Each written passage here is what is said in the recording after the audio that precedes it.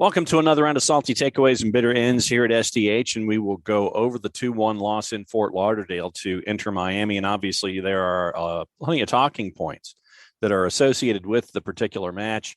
One having to do with two moments that are of the same idea, and neither of them were called. And there was a discussion that was involving those particular moments after the match, specifically the one with 10 minutes to go. We'll get into that as well, and we will also get into probably the point of most frustration for a lot of folks, and it just has to do with not finishing chances. And short version bit of opening statement is that I would maintain that Atlanta United has looked better than they have the match before and the match before and the match before, and so you continue to build on that. It's just that today you had several opportunities where you could have closed the door and gotten more goals on the board and not had to have been concerned about calls and lack of calls. And that did not happen in the way that Atlanta United fans would have liked. And so once again, the team has looked better. Once again, you're getting folks back to being fully healthy. But once again, you're not finishing your chances. You have to be clinical. It's something that Gonzalo Pineda has said over the last handful of weeks. And Atlanta United just has not been, and so the end result is a 2-1 loss at Inter Miami. So just kind of going over a couple of minutes, a couple of the ideas here in the match and the play-by-play as I saw things in the 90 minutes that were there. You had obviously the first moment in the 7th minute with Marcelino Moreno, who was pushed down by Damian Lowe. At least that's what my view was. And I got to go back and shuttle it back and forth and kind of take a look at it after the fact. No call was there for a PK. I thought that Lowe pushed through Marcelino Moreno. VAR looked, and this was, if I'm not mistaken, where there were communication issues with VAR and working its way back down to the field. But there was no VAR called in that particular situation involving Marcelino Moreno. You had a first chance that was close involving Ronaldo Cisneros and Thiago Almada. And that was a great diagonal there in the 12th. They got it close. But then the corner, which created the first opportunity for Atlanta United. And Ronaldo Cisneros, you're there as the guy up top. You're there as a poacher. You put it in the back of the net. That's 1-0 after 13. Thiago Almada had a shot on net 2 minutes later. And coming in, I thought that this was an interesting statistic that our friends at ESPN had on the board. Of the 29 shots on goal that had happened so far this season involving Inter Miami, 15 of them had ended up in the back of the net, a 52% conversion rate on shots on goal. And Atlanta United was one of their first two. You end up with, once again, Almada and Cisneros combining with Marcelino Moreno a couple of minutes later. Nick Marsman came up with a save there. And once again, you got to see the activity down the middle where, and this is probably something that that Coach Neville is going to have to look at coming up in the summer transfer window, specifically in dealing with center backs, is that Atlanta United working their way down the middle, split the center backs with great passing and great ideas that we got to see throughout the match. And one was right there in the 18th with Moreno, Almada, and Cisneros combining. That was almost a second chance. You had Robbie Robinson with a chance in the 18th, getting close to an equalizer, just missing Leo Campana, who has been great over the last handful of matches for Inter Miami, as he has been able to get acquainted with how things are. Moment was missed in the 22nd. Didn't end up with much after Mabika off a corner ended up hitting it high over the bar, but didn't look like Atlanta United was a benefit of a situation there where it should have been a goal kick, but it was given as a corner for Inter Miami. And so in the 22nd minute, you had a chance there for Inter Miami as well, but they would equalize in the 28th with Leo Campana. Once again, Lassiter and Yedlin, Ariel Lassiter and DeAndre Yedlin down the right-hand side. They seem to have found a rhythm with how things are currently going for Inter Miami. They worked it down the right-hand side, and it was a great touch. And for Campana to get it in the back of the net in the 28th, it was 1-1. You had another couple of instances where Thiago Almada was taken down immediately after that goal, that equalizer. No foul was called there in the 30th. Moreno and Almada combined in the 41st, and it was just wide. Caleb Wiley did great with the ball over the top to try to track it down to keep the play working its way through. So it was another chance for Atlanta to get a second on the board. And then you had sustained possession. I think Atlanta United was in control of most of the first 45, and they only had one goal and a 1-1 draw to show for it after the first 45 minutes. Coming out for the second 45, you got to see once again great combination and great oneness of thought. Almada, Moreno, Cisneros, and Wiley, which created a save by Marsman. And then Brooks Lennon, we talk about missing opportunities and closing the door and being clinical. Brooks Lennon in front of net skied it, and it should have been 2 in the 50th minute. And then once again, you had Marsman come up a couple of minutes later with another save. Lennon and Cisneros combining again. And the imagination of Ronaldo Cisneros to use like a side back heel moment, which was great to see, and to be able to put as much oomph on it as he did, putting it right on target. Big save for Marsman right there. Could have been the goal on the board again. Then you had Aruju coming in for Caleb Wiley. Caleb Wiley putting in 60 minutes down there in Fort Lauderdale. Almada and Cisneros combining in the 60s. And then the goal that made it 2-1, where Santi Sosa, George Campbell is on the right-hand side, and he is passing looking for Sosa, and I don't think Sosa closed the margin to try to meet the ball. And then it was a turnover that was created, and Campana found Duke as George Campbell got turned around trying to defend, coming back the other way. And so George Campbell loses his place with Leo Campana. You cannot do that. But obviously, you learn from these situations. And so it was 2-1 there in the 64th, and Atlanta United continued to chase and chase and chase, and almost was 3 about 5 minutes later as Campana got a pass from Ariel Lassiter.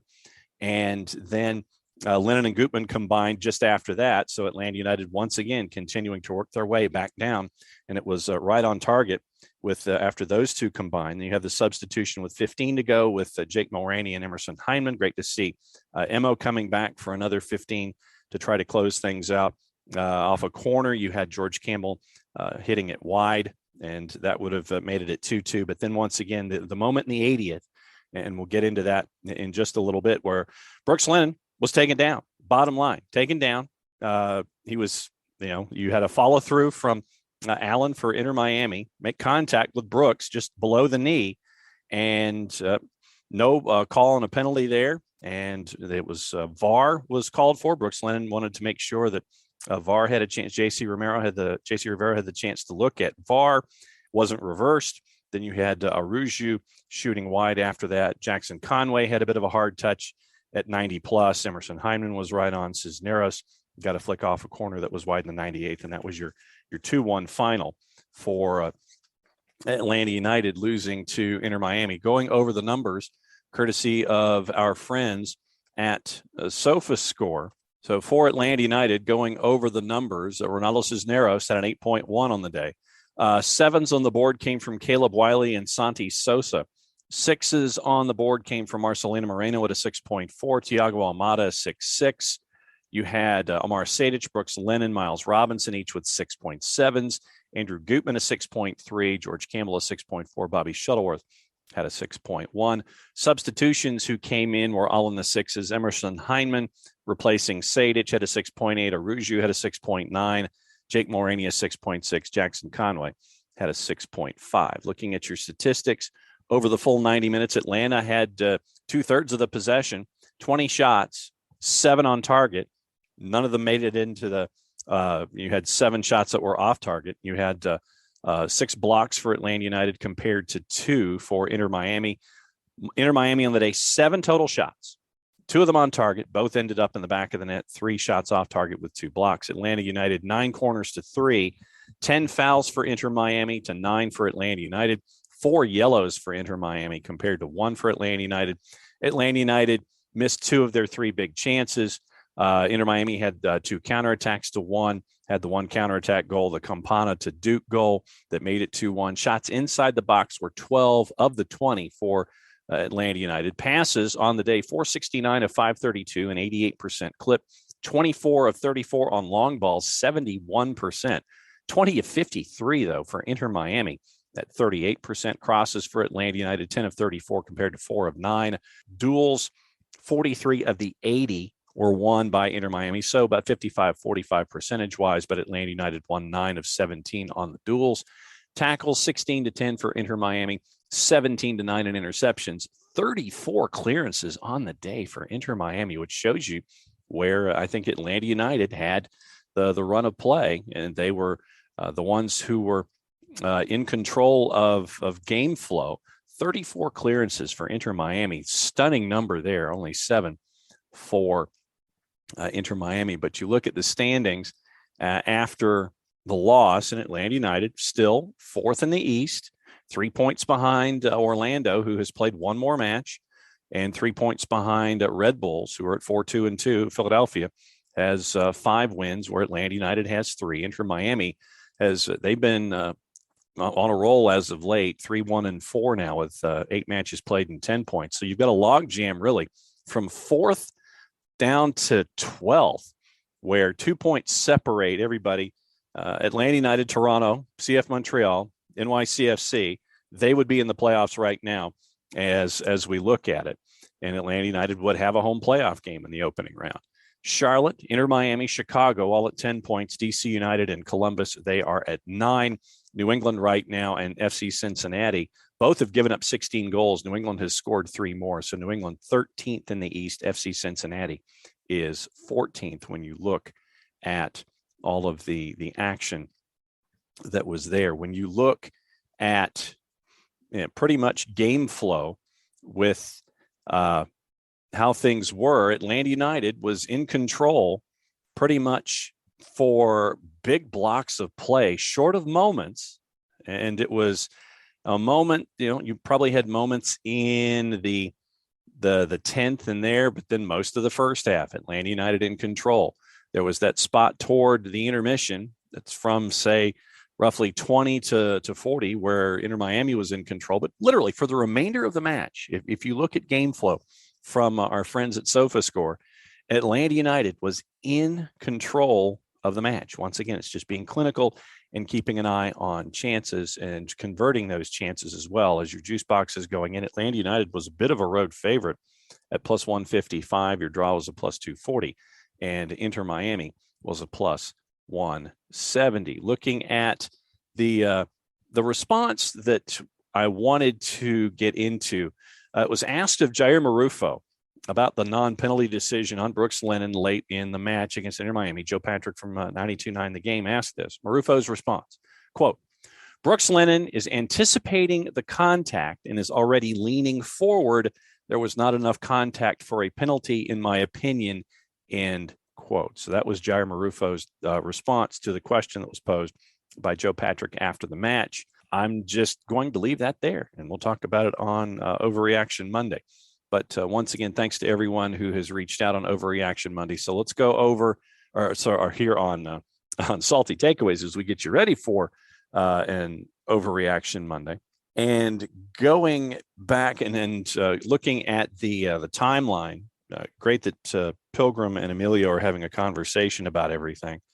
But as we run through the comments, Susan Laurie, my Sunday afternoon hashtag Overreaction Monday thought, we'll start to see more goals when we can get some consistency in the lineup, which will create better connections. It's hard to win on the road without 6 regular starters in the starting 11.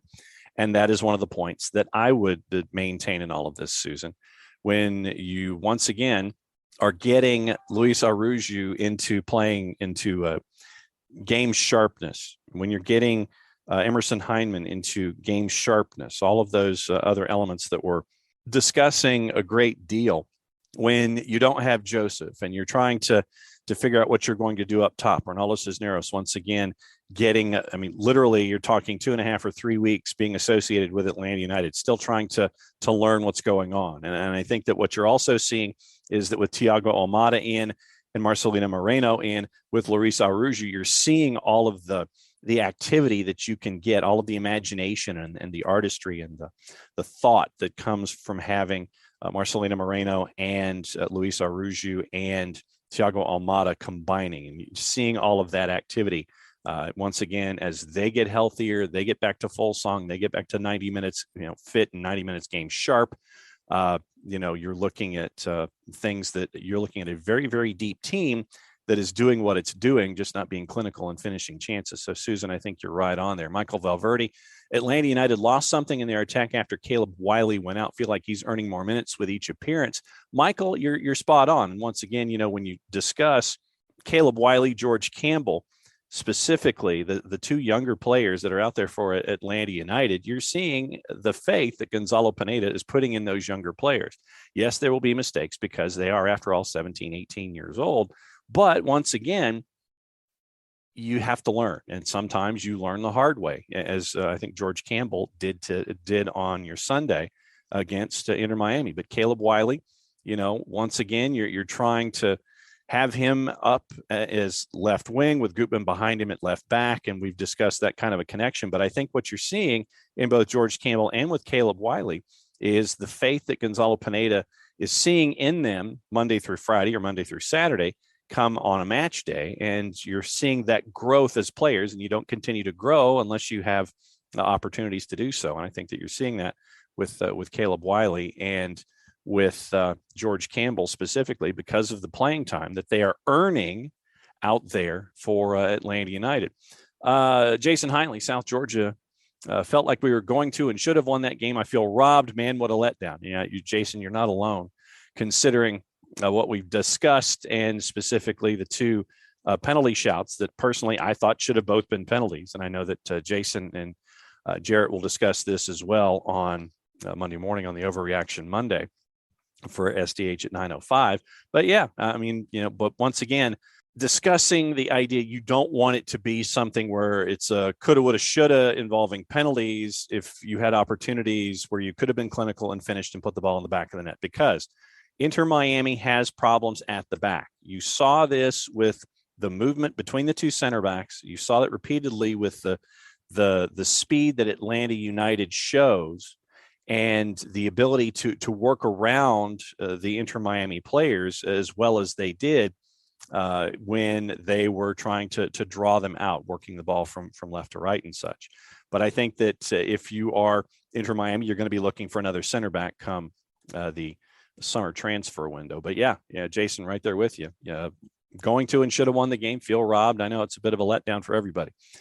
Shiva, for however and whatever reason we're still fourth, makes this Montreal game so important. Can't lose two games back to back. Have to get some momentum going. And yes, Shiva will be discussing that all week, considering that you're going to a very difficult place in Stade Saputo.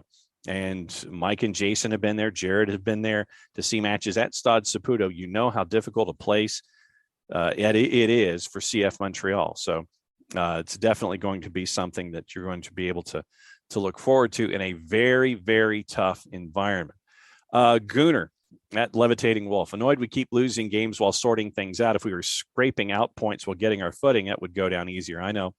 It's usually the way that it works. If you were grinding out results, getting a point here, getting a point there, getting a win here, I know. And but once again, remember, you're only 2 wins out of first. And I know that you're at the top of this log jam from basically 4 through 12, but you're right there as a part of the discussion. So Gooner, I know a lot of folks are right there with you, but once again, look at it this way. With everything going on with Atlanta United right now, with injuries and rehabilitation and folks coming back and all of that, you've gotten it to fourth. You are in fourth. I mean, you could be looking at what's going on with New England, and you could be New England. And right now, Atlanta United is not in New England. I know that Nathkovic, you're going to be looking forward to seeing what folks think about on an Overreaction Monday. Michael Head, it is getting old winning the stat scoreboard while losing the one that matters. And you're not wrong. But once again, Michael, I would suggest just look at the progression that you're seeing. Better than you were the week before, better than you were the week before that, better than you were the week before that. So look at progressions and look at pieces being added instead of the pieces that were lost, with those pieces being added to come back into what Atlanta United wants to do as a club. So just, continue to look at the build. I know that we have the tendency to look at injuries and get locked into that and look at what you don't have. I would just as much suggest look at what you do have and what you're getting coming along the line. Emilio, At what point do the players start pointing to themselves? The coaching staff can only do so much. It would not, I imagine that the players are having discussions amongst themselves. I mean, once again, if you're not being clinical and you're not finishing, then I imagine that the conversations are there amongst the players. But I would hope that it's encouraging conversations. You don't want finger pointing. You don't want any kind of negative energy, Emilio, in these kinds of cases. So I'm sure that, and the players are the ones that are the first ones that know what needs to be done. So I don't think that they necessarily are pointing at each other and sitting there saying, you, or you. I think that the first person that they are pointing to is themselves. And so they know what needs to be done because of the expectations they have on themselves and the expectations that the team has on itself, and the investment and everything that you're seeing with the team that knows it wants to win and wants to continue to be one of the teams that is respected and frankly feared in Major League Soccer. So no, I think first and foremost, players individually are pointing to themselves first and foremost and know that they need to be clinical and get things working around the other way. So once again, thanks to everybody who has let their thoughts be known here on a Sunday after a very, very tough 2-1 loss to Inter Miami. And thanks to everybody who is following us at Soccer Down Here. You're a part of the discussions on all of the shows here on the network, 9:05 Monday through Friday. We get to discuss things in and around Atlanta United, in and around the world of soccer, in and around everything going on in Major League Soccer. But once again, it was a tough one. But once again, I would maintain to folks to just continue to look at the progression. Although I know that you look at the numbers on the scoreboard, and at the end of the day, you're not getting the end result when it comes to goals. But once again, looking at your stats real quick, and this is stuff that Mike Conti has put together. 20-7 shots Atlanta, 7-2 shots on target, possession 2-1, chances created 13-6, and XG was about a quarter of a goal more for Atlanta, 2.13 to 1.87. So we will talk about all this stuff on Monday and throughout the week as we get you ready for a big game in Montreal against CF Montreal at Stade Saputo on next weekend. 9:05 across the network, twitch.tv/soccer down here, and then available as a podcast later on. However you access your podcast, don't forget to download the Soccer Down Here app, available iOS and Android. Don't forget to download the OSG Sports app as well for everything else that is not soccer related that we do here at OSG Sports. So for everyone here at SDH, we'll see you at 9:05 in the morning to discuss Atlanta United and anything else on your mind in the world of soccer. For everybody here at SDH, play it safe, everybody. We'll see you next time.